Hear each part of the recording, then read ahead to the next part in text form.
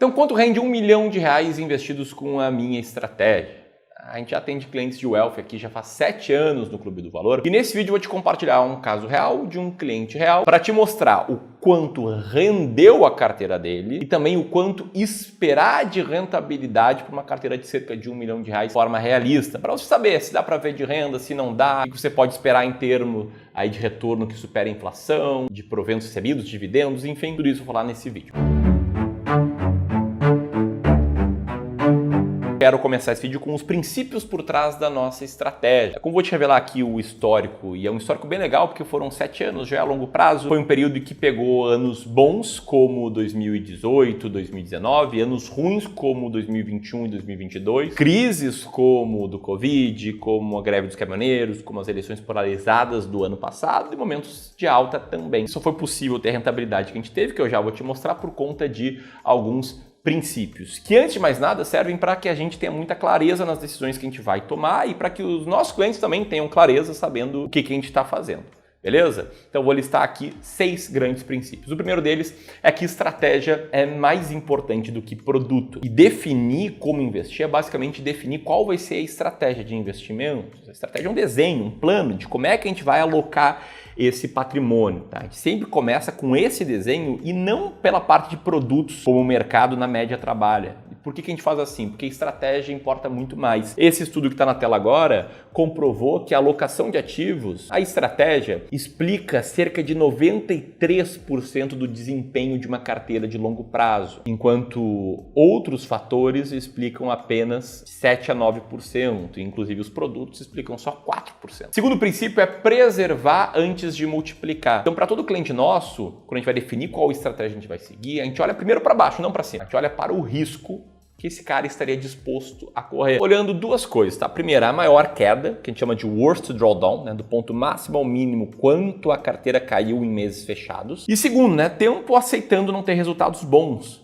Você olha aqui a evolução dessa alocação de ativo aqui, de um backtest com essa carteira no passado, que é a linha azul escura, você vai ver que é uma evolução muito boa. Porém, em alguns momentos a carteira ficou meio que no 0 a 0, inclusive aqui, mais ou menos de agosto de 2021 até meados de 2023. Enquanto ela estava no 0 a 0, a poupança estava subindo, a inflação estava subindo, a CDI estava subindo e aí por diante. Então é importante você entender quando você aguentaria ficar com resultados abaixo da média.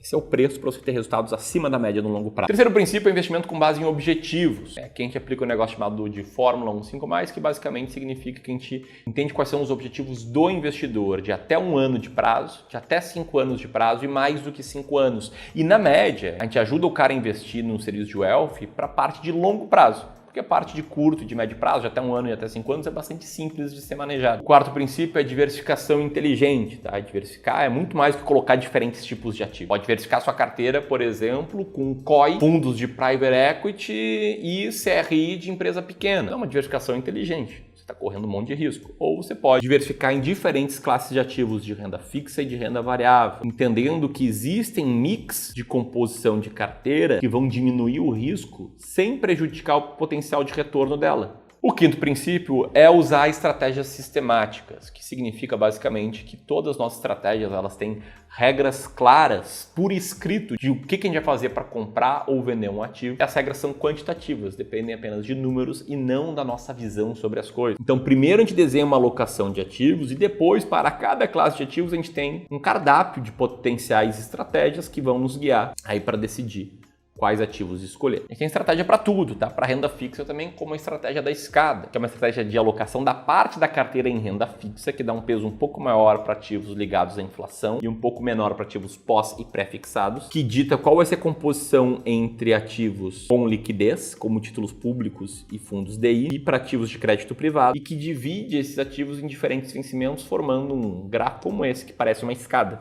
Quanto mais longo prazo, um pouco menos a gente investe, esse dinheiro vai render por mais tempo nesses ativos de renda fixa, e a gente diversifica de uma forma em que a gente sabe que todos os anos esse investidor vai ter vencimentos relevantes, eventos relevantes de geração de caixa na carteira dele. E aí, por fim, o sexto princípio é o rebalanceamento, que é de 3 em 3 meses, ajustar a carteira, vendendo aquilo que está com peso acima do alvo e comprando aquilo que está com peso abaixo. Porque esse gráfico aqui é um dos melhores gráficos possíveis para mostrar como o rebalanceamento agrega valor a uma carteira. Pegando dois ativos, um que não rende nada e outro que sobe 50% num ano e cai 33% no outro, a carteira com esses dois ativos e que faça rebalanceamento tem resultado bom, diferentemente desses ativos individualmente. A gente percebeu que quando você faz o rebalanceamento para ativos vencedores de longo prazo, a carteira como um todo no longo prazo vai ter um resultado melhor do que os ativos em si, como mostra esse gráfico aqui, em que a linha vermelha é a Bolsa de Valores brasileira, a linha amarela é a Bolsa de Valores norte-americanas e a linha azul uma carteira meio a meio com rebalanceamento, que teve menos risco e maior retorno no longo prazo. Enfim, já vou te mostrar o resultado da carteira do nosso cliente, o que esperar de rentabilidade, mas todos esses princípios que eu passei rapidamente nesse vídeo,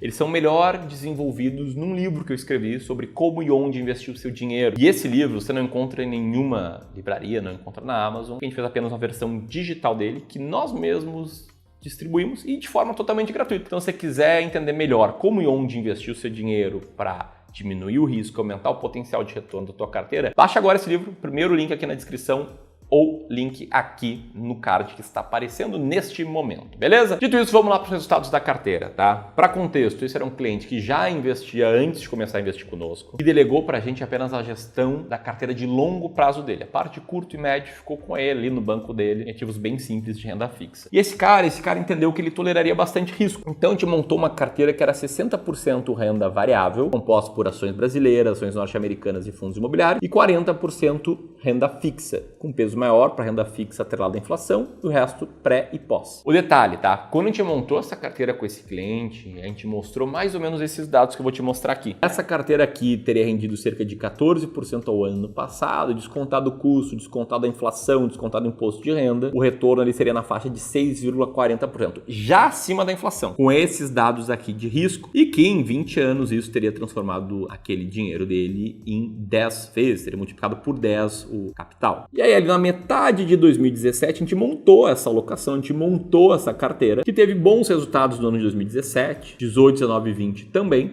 21 ela conseguiu ir acima do CDI, naquela época que o CDI estava em 2% e conseguiu retorno em diferentes ativos, era mais desafiador. Em 2022 foi o único ano em que ela teve uma queda e em 23 ela mais ou menos empatou com o CDI. E o interessante é que se a gente fizesse uma simulação de quanto teria rendido essa carteira desde que esse cliente está conosco, o retorno teria caído para cerca de 6,14% ao ano, porque pegou um período um pouquinho mais desafiador. E se a gente pegar todo o retorno que essa carteira teve do início até hoje, apesar das crises, apesar de ter ido mal ali em março de 2020, apesar de ter passado um bom tempo ali no 0 a 0 entre agosto de 21 e meados de 23, o fato é que essa carteira rendeu 110% nesses 6 anos e meio, bem acima do CDI do período e bem acima do IPCA. O que dá quase que exatamente 12,1% ao ano de retorno, né? Se for transformar esse retorno acumulado em retorno anual, considerando aí 6 anos e meio. Num período em que o CDI foi na faixa de 7,8% ao ano, ou seja, no acumulado a carteira rendeu 176% do CDI, e em que a inflação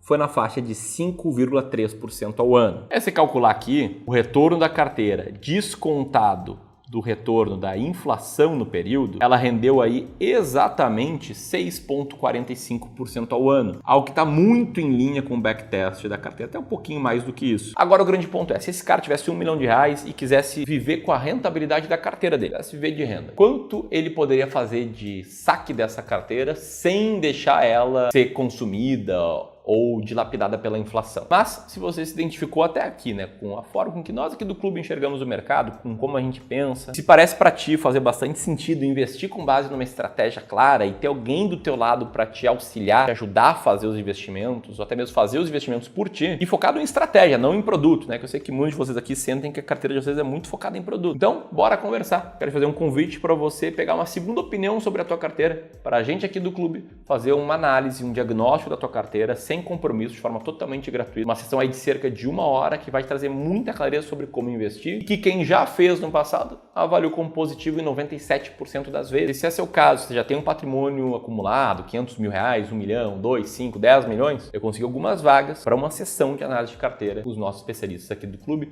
Basta apertar aqui nesse link para solicitar sua análise de carteira ou no segundo link da descrição, beleza? Voltando aqui, quanto é que renderia esta carteira aqui, tá? No prazo mais antigo em que a gente consegue fazer o backtest, ela teria rendido 6,4% ao ano. E você poderia, hoje, já ter uma renda passiva estimada altíssima, porque esse patrimônio teria se multiplicado por 10, se você tivesse começado em janeiro de 2004. Agora, vamos considerar que esse cara aqui fez resgates de 0,51% ao mês, ou seja, de R$ 5.100 por mês. Nesse caso, ainda assim, a sua carteira teria crescido bastante, hoje ele teria uma renda bem maior, porque ele estaria resgatando menos do que a performance da carteira. Agora, se esse cara tivesse dado azar e tivesse começado a investir às vésperas da maior crise que a gente teve desde 1929. Nesse caso, o retorno dele teria caído bastante, o potencial de renda passiva também seria menor, mas ainda assim esse cara teria preservado o seu patrimônio, mesmo fazendo resgates no meio da crise. E se esse cara tivesse começado conosco com 1 milhão e já quisesse fazer resgates da sua carteira, ou seja, fazendo resgates desde junho de 2017, pode que ele teria resgatado cerca de R$ 5.100 por mês. Ainda assim, sua carteira teria rendido mais do que a inflação, que foi cerca de 40% nesse período, e hoje ele poderia fazer resgates de R$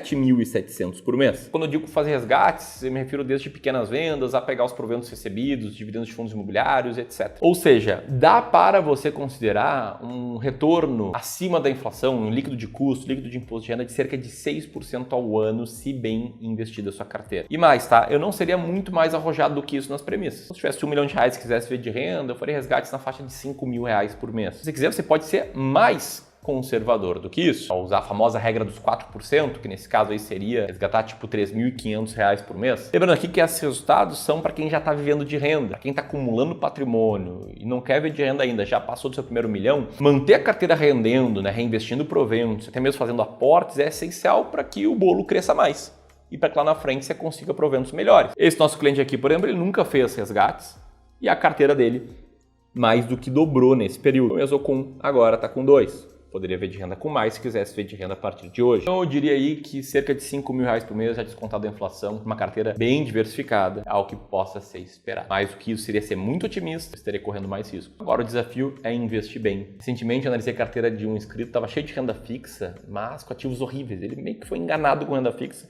Aperta aqui para assistir esse vídeo. Se você quiser baixar um material complementar a esse, clicando como e onde eu investiria R$ 1 milhão hoje, o link eu vou deixar aqui, beleza? Um grande abraço e até mais.